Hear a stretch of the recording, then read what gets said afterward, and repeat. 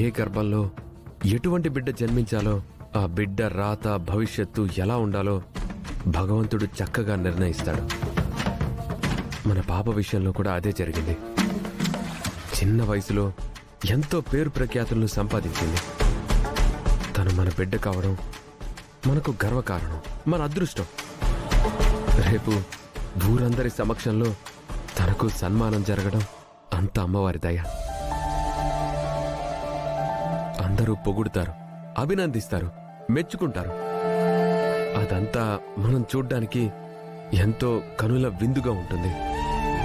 అరుదైన పిల్లలు లక్షలో కోటిలో ఒకరుంటారు. అలాంటి బిడ్డ మనకు వరప్రసాదంగా దక్కింది. We are so blessed.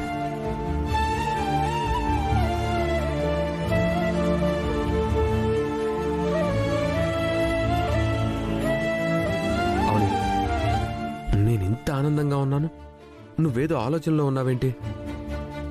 దేని గురించి ఆలోచిస్తున్నావు?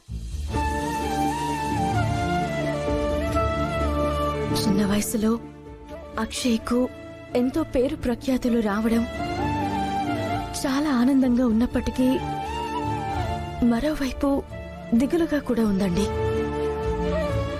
ఎందుకు?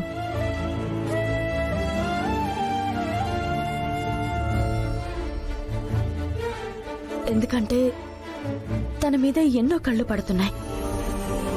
పళ్ళున్న చెట్టు మీద ఎన్నో రాళ్లు పడినట్టే పేరొచ్చిన మనుషుల మీద కూడా కళ్ళు పడతాయి. దానివలన తనకి భవిష్యత్తులో ఎలాంటి సమస్యలు వస్తాయోనని నాకు కంగారుగా ఉంది. ఓ తల్లిగా నేను ముందుకు పంపించినా తనెంతో ధైర్యంగా ముందడుగు వేసింది.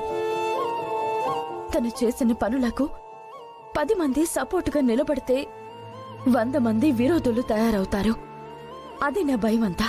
నువ్వన్నది నిజమే, కానీ అటువంటి సమస్య రాకుండా అమ్మవారే అంతా చూసుకుంటుంది.